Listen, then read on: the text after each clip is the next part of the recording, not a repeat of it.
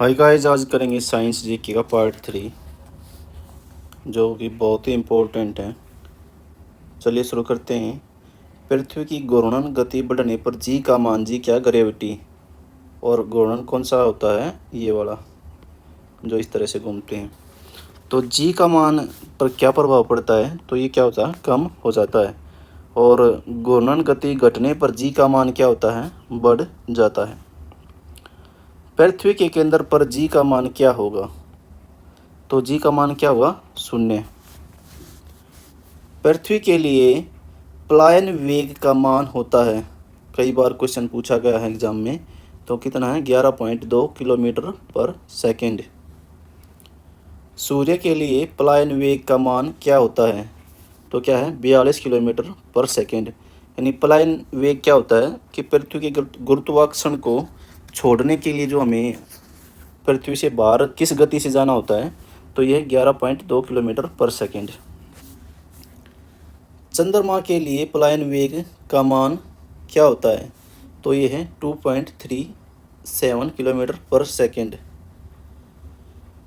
पृथ्वी की सतह से ऊपर जाने पर वायुमंडलीय दाब क्या होता है, कम होता जाता है। वायुमंडलीय दाब को मापा जाता है किससे, बैरोमीटर से। बैरोमीटर का पाठ्यांक जब अचानक नीचे गिरता है तो क्या होता है, ये क्वेश्चन कई बार पूछा गया है। आंधी आने की संभावना होती है। बैरोमीटर का पाठ्यांक जब धीरे धीरे नीचे गिरता है तो क्या होता है, वर्षा होने की संभावना होती है। बर्फ़ के दो टुकड़ों को आपस में दबाने पर टुकड़े आपस में चिपक जाते हैं, क्योंकि दाब अधिक होने से बर्फ़ का गलनांक घट जाता है। शुद्ध जल का घनत्व होता है, कितना होता है, 1 ग्राम पर सेंटीमीटर क्यूब या 1000 ग्राम मीटर क्यूब।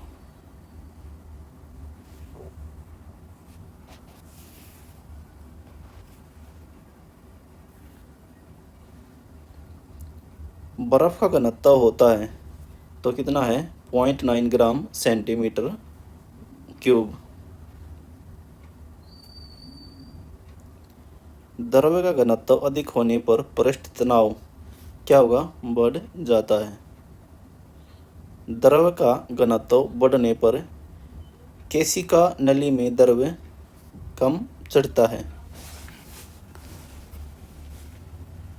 ताप बढ़ने पर द्रव्य की शांता पर क्या प्रभाव पड़ता है, घट जाती है।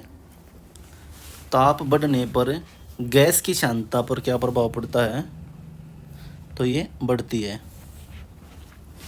आंधी आने पर छप्पर का उड़ना किस सिद्धांत पर आधारित है, तो यह है बर्नौली के सिद्धांत पर। यंग प्रत्यास्था गुणांक का एसआई मात्रक है, तो यह है न्यूटन मीटर स्क्वेयर। यंग प्रत्यास्था गुणांक की विमा है होती है, तो ये कितनी होती है, metre length time, metre upon length और टाइम का स्क्वायर। झूला झूलते हुए कोई व्यक्ति झूले पर खड़ा हो जाए तो इसका आवर्तकाल क्या होगा, बढ़ जाएगा। यदि झूले पर एक व्यक्ति के स्थान पर 2 व्यक्ति बैठ जाएं तो आवर्तकाल पर क्या होगा, अपरिवर्तित रहेगा। वायु में ध्वनि तरंगें होती हैं, कैसी, अनुदैर्घ्य। ध्वनि का वेग सबसे ज़्यादा होता है, तो ये होता है इस्पात में। पराश्रव्य तरंगों की आवृत्ति होती है, तो ये होती है 20,000 हर्ट्ज से अधिक।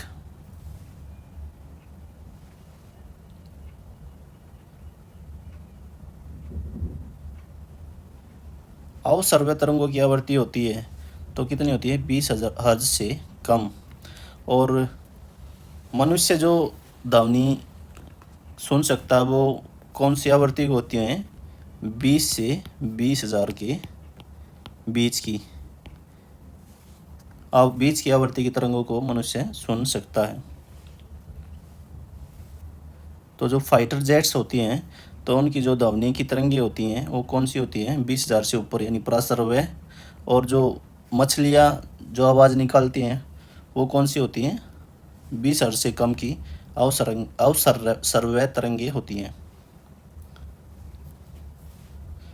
स्पष्ट प्रतिध्वनि सुनने के लिए परावर्तक तल व ध्वनि स्रोत के बीच न्यूनतम दूरी कितनी होनी चाहिए? तो ये है 17 मीटर। ध्वनि के वेग का मान सबसे कम होता है गैसों में। वायु में ध्वनि का वेग तापमान के घटने से, तापमान अगर घट जाता है वायु का तो ध्वनि के वेग पर क्या प्रभाव पड़ेगा? ये घटता है। 1 किलो कैलोरी ऊष्मा का मान क्या होता है? 4.2 इंटू 10⁻²⁴ जूल। मानव शरीर का सामान्य ताप होता है 37 डिग्री सेल्सियस या 98.6 फ़ारेनहाइट। कमरे का सामान्य ताप होता है तो कितना है? 27 डिग्री सेल्सियस या 80.6 फ़ारेनहाइट। विशिष्ट ऊष्मा का एसआई मात्रक है तो यह है जूल पर किलोग्राम पर केल्विन। गुप्त ऊष्मा का एसआई मात्रक क्या है? जूल पर किलोग्राम। केल्विन तापमापी में बर्फ़ का गलनांक होता है तो कितना होता है? 273 केल्विन। झरने में जब जल ऊंचाई से गिरता है तो उसका ताप बढ़ जाता है।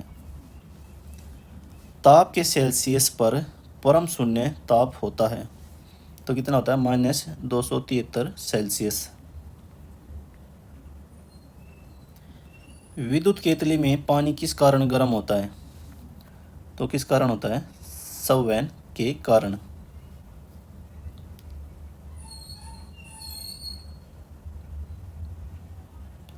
बोलोमीटर एक यंत्र है जो मापता है ऊष्मीय विकिरण को।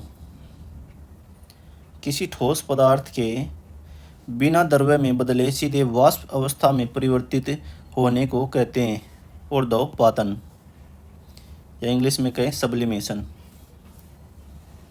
जिस ताप पर कोई ठोस पदार्थ ऊष्मा पाकर द्रव में परिणत होता है कहलाता है गलनांक। जिस ताप पर कोई द्रव्य ऊष्मा पाकर वाष्प में बदलता है कहलाता है क्वथनांक। द्रव्य में वाष्प में पदार्थ के अवस्था परिवर्तन को कहते हैं, क्या कहते हैं? वाष्पन। ठोस से द्रव्य में पदार्थ के अवस्था परिवर्तन को कहते हैं, क्या कहते हैं? गलन। दाब बढ़ने से किसी द्रव्य का क्वथनांक क्या प्रभाव पड़ेगा? बढ़ेगा। तेज हवा वाली रात्रि में ओस नहीं बनती क्योंकि वाष्पीकरण की दर तेज हो जाती है। ठोस कपूर से कपूर वाष्प बनाने की प्रक्रिया को कहते हैं ऊर्ध्वपातन। बर्फ के गलने की गुप्त ऊष्मा का मान होता है तो क्या होता है? ये 80 कैलोरी पर ग्राम। वाष्प की गुप्त ऊष्मा होती है 536 कैलोरी पर ग्राम। रेफ्रिजरेटर में थर्मोस्टेट का कार्य है एक समान तापमान बनाए रखना। डिहाइड्रेशन से प्राय किस पदार्थ की कमी होती है? तो ये होती है सोडियम क्लोराइड की।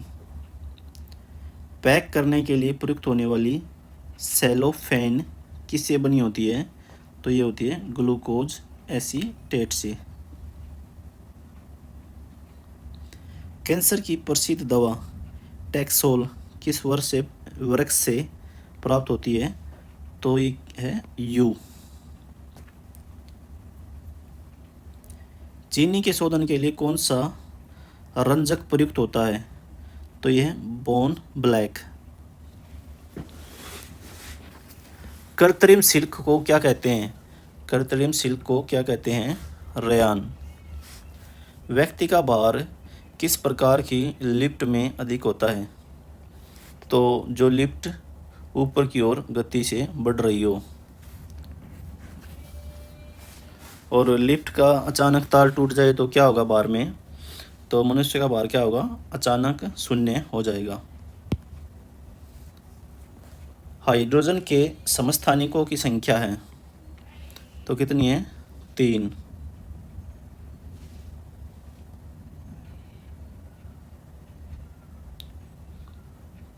द्रवों में ऊष्मा का सर्वोत्तम संवाहक है तो क्या है? पारा। तारों के टिमटिमाने का आंशिक कारण होता है तो क्या होता है? वातावरणीय अपवर्तन। किसके साथ कास्टिक सोडा को उबालकर साबुन तैयार किया जाता है तो किसके साथ? वसा के साथ।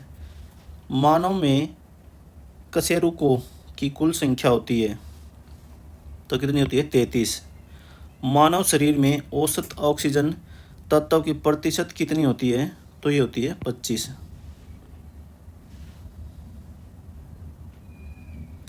ग्लूकोमा किसका रोग है? यू कहे ग्लूकोमा किससे संबंधित रोग है तो ये है आँख से संबंधित। सभी जैव यौगिकों का अनिवार्य मूल तत्व है तो क्या है? कार्बन। फोटोग्राफी में कौन सा अमल प्रयोग में लाया जाता है तो ऑक्जेलिक अमल। डायनासोर थे तो ये क्या थे? मेसोजोइक सरीसृप। डायनामाइट का प्रमुख अवयव है तो क्या है? नाइट्रोग्लिसरीन। पर्णहरित क्लोरोफिल में उपस्थित मुख्य धातु है तो क्या है? मैग्नीशियम। कोबाल्ट 60 उत्सर्जित करता है गामा किरणें। पृथ्वी का पलायन वेग है तो क्या है? पहले भी आया था 11.2 किलोमीटर पर सेकेंड। अल्कोहल का प्रयोग किस तापमापी में किया जाता है? 40 डिग्री सेल्सियस के नीचे के ताप मापने वालों में। किसी पदार्थ को गर्म करने पर क्या प्रभाव पड़ता है? आयतन बढ़ता है, द्रव्यमान नियत रहता है।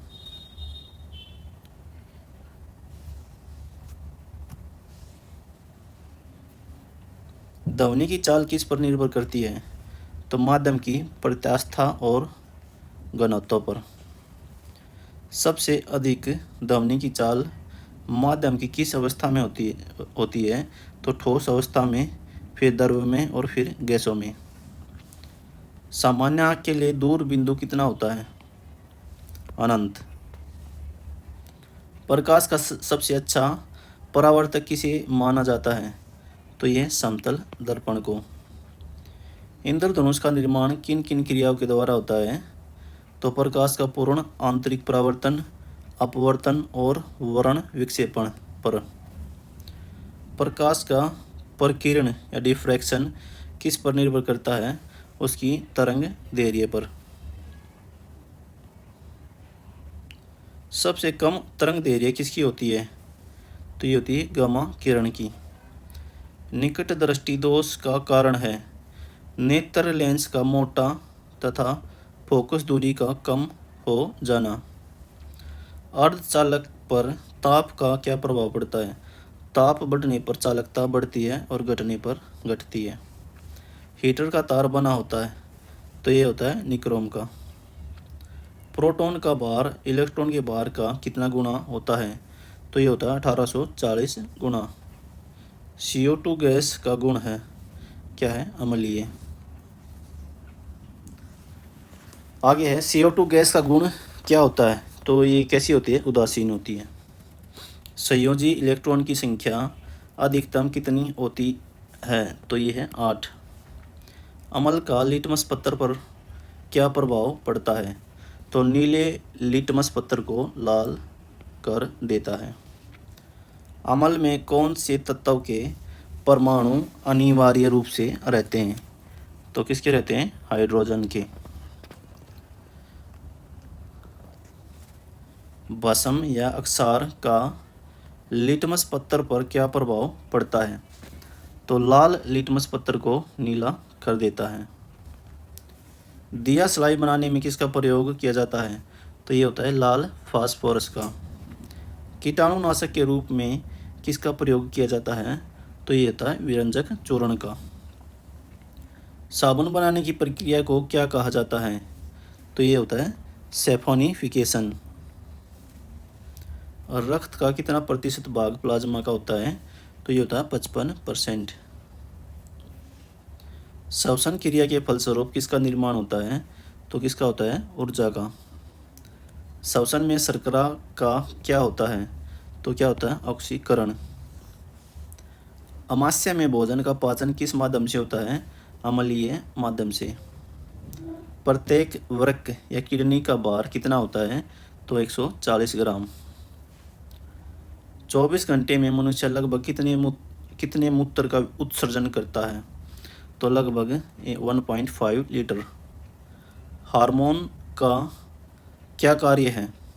सभी प्रकार के रासायनिक क्रियाओं को नियंत्रित करना। राइबोसोम किसकी सतह पर होती है? तो ये होती है एंडोप्लाज्मिक रेटिकुलम की सतह पर। प्रतिवर्ती क्रिया का संचालन केंद्र है? तो क्या है? मेरुदंड। तंत्रिका तंत्र की रचनात्मक तथा क्रियात्मक इकाई क्या है? तो ये है न्यूरॉन।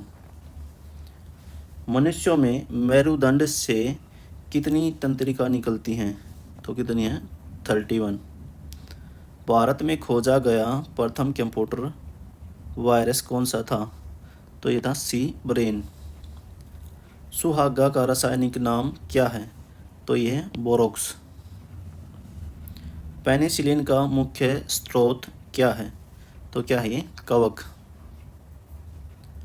कोकीन का मुख्य स्रोत क्या है? तो यह है एरिथ्रोजाइलोन कोका अकवन। पित्त रस को स्रावित करता है? तो क्या है? यकृत। यानी पित्त रस कहाँ से निकलता है? यकृत से। फ्लो का अध्ययन कहलाता है पामोलॉजी। मस्तिष्क का सबसे बड़ा भाग कौन सा होता है? सेरेब्रम। रक्त समूह की खोज किसने की थी? कार्ल्स लैंडस्टीनर ने। कब की थी? 1901 ईस्वी में। पुष्पों का अध्ययन कहलाता है? तो क्या है? एंथोलॉजी। लेक्राइमल ग्रंथियां स्रावित करती हैं? आंसू। रबड़ क्या है? तो एक प्राकृतिक बहुलक है। ब्रह्मांड में सर्वाधिक मात्रा में पाया जाने वाला तत्व है? तो क्या है? हाइड्रोजन। सेफ्टी लैंप के आविष्कारक कौन है? तो कौन है? Humphry Davy. समुद्र की गहराई किस यंत्र से मापी जाती है? तो क्या है? फेदोमीटर। यानी गहराई मापने का यंत्र क्या है? फेदोमीटर। प्रकाश के तरंग सिद्धांत का प्रतिपादन किसने किया था? तो किसने किया था? ये न्यूटन ने। 1 किलोवाट घंटा किसके बराबर होता है? तो ये होता है 3.6 × 10⁶ जूल के। कितने डिग्री सेंटीग्रेड को परम शून्य ताप कहा जाता है? तो ये पहले भी आया था -273 डिग्री सेंटीग्रेड को। ध्वनि तीव्रता का CGS मात्रक क्या है? तो क्या है? डेसिबल। हृदय तथा फेफड़ों की आवाज़ को सुनने के लिए किस यंत्र का प्रयोग किया जाता है? तो ये होता है स्टेथोस्कोप। थर्मामीटर के आविष्कार कौन है? तो ये है फ़ारेनहाइट। वह पौधा कौन सा है जो ऑक्सीजन की अनुपस्थिति में श्वसन कर सकता है? तो यह है क्लोरेला। फ्लैग की बीमारी किस जीवाणु द्वारा फैलती है? तो यह पास्चुरेला पेस्टिस। कोशिका के किस भाग को साइट ऑफ कंट्रोल कहा जाता है? तो यह केंद्रक। कौन सा प्रोटीन रक्त का थक्का बनाने में मदद करता है? तो यह फाइब्रिनोजेन नामक प्रोटीन। पागल कुत्ते काटने से कौन सी बीमारी होती है? कौन सी है? हाइड्रोफोबिया। तो आज के लिए इतना ही दोस्तों, नेक्स्ट वीडियो में फिर से मिलते हैं, तब तक के लिए बाय बाय, टेक केयर।